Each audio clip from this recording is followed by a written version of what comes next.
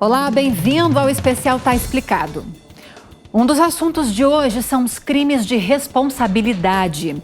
A prática irregular que, desde o fim do regime militar, levou 2 presidentes da República, um governador de estado e dezenas de prefeitos ao impeachment no Brasil. Você sabe o que são e quem pode ser enquadrado neles? Vamos falar sobre saúde também. Com o avanço da vacinação contra a Covid-19 no Brasil, muitos têm se perguntado se quem já tomou as 2 doses realmente está protegido. Será que é possível saber? Eu vou te explicar. E ainda, depois que a Bolsa de Valores brasileira atingiu recorde em janeiro deste ano, os índices voltaram a cair diante dos impactos da segunda onda da Covid-19. E nos últimos dias tem registrado máximas de pontuação.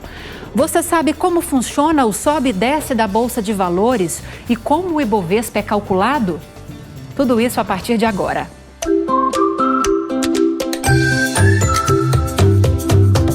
Tá explicado.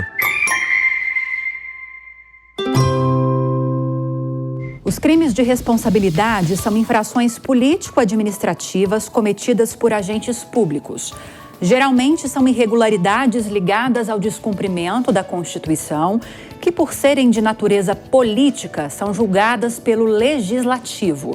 E as punições são diferentes daquelas atribuídas aos crimes comuns, descritos no Código Penal, como homicídio, estupro e tantos outros. Podem ser enquadrados na lei por crime de responsabilidade, principalmente o presidente da República, ministros de Estado, ministros do Supremo Tribunal Federal, procurador-geral da República, governadores e secretários de Estado e prefeitos. No caso do presidente da República, por exemplo, estão entre os principais crimes de responsabilidade os atos que atentam contra as boas práticas na administração e a lei orçamentária.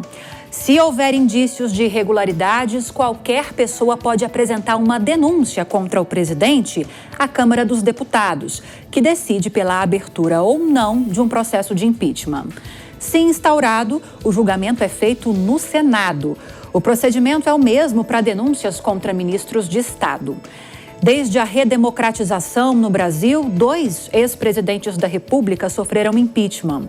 Fernando Collor de Mello, em 1992, e Dilma Rousseff, em 2016.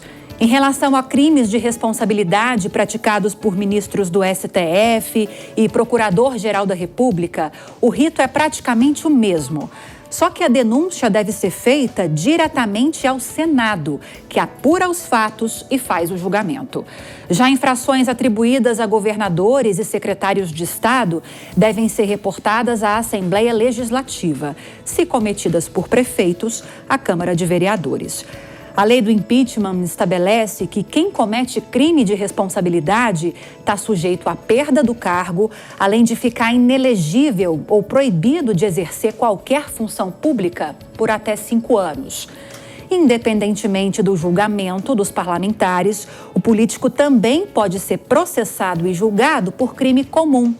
É o caso do ex-governador do Rio, Wilson Witzel, que, além de sofrer o impeachment no final de abril, ainda responde a processo no Superior Tribunal de Justiça por corrupção passiva e lavagem de dinheiro. Tá explicado. Até agora, mais de 20 milhões de brasileiros tomaram as 2 doses da vacina contra a Covid-19, ou seja, cerca de 10% da população. Na dúvida se a vacina realmente funcionou, muita gente tem recorrido aos testes sorológicos, que são aqueles que detectam a presença de anticorpos contra o coronavírus no sangue. Porém, a Sociedade Brasileira de Imunizações, a exemplo do Centro de Controle e Prevenção de Doenças dos Estados Unidos, não recomenda a realização do exame para avaliar a resposta imunológica às vacinas.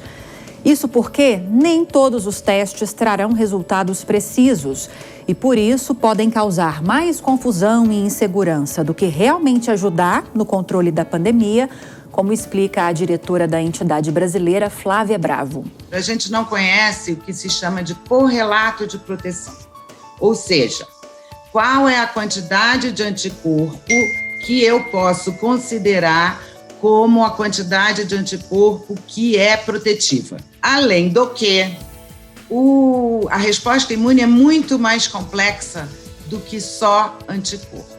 É toda uma cadeia de eventos, várias células que trabalham ali para nos dar proteção.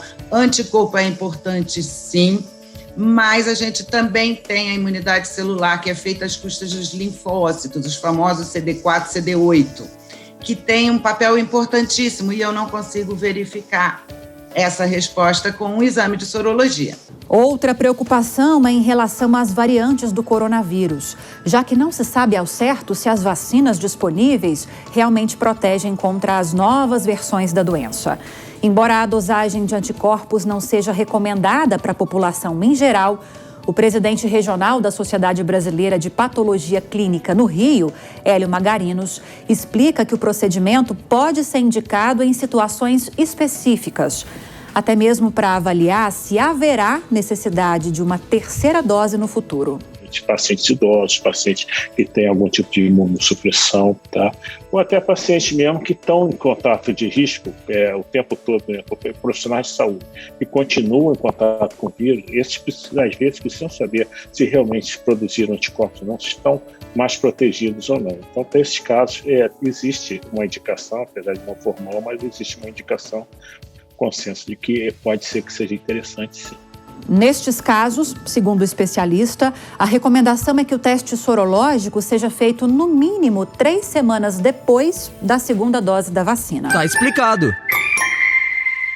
A B3, que é a Bolsa de Valores brasileira, é uma das alternativas com maior potencial de retorno entre todos os tipos de investimentos. Mas, por outro lado, também é a que oferece maior risco. Lá, investidores compram e vendem ativos financeiros e aí entram as ações, que são frações do capital de empresas, títulos públicos e privados, contratos futuros e commodities.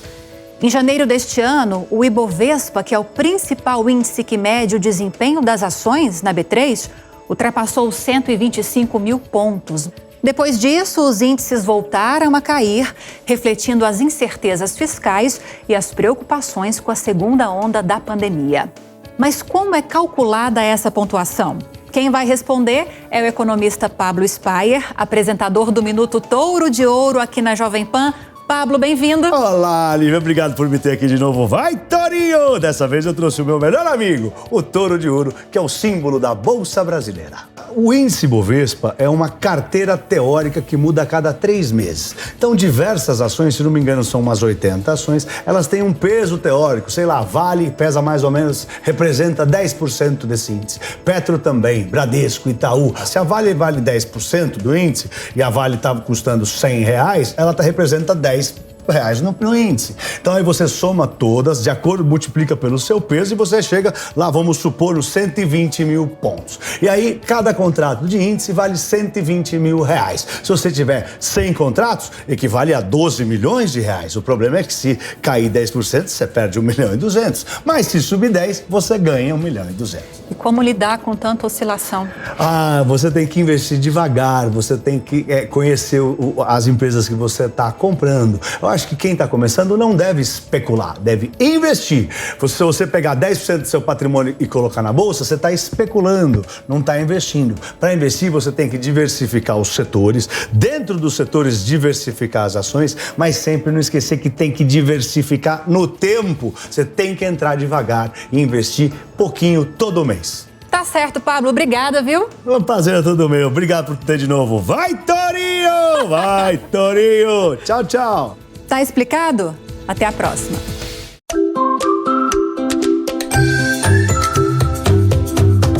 Tá explicado.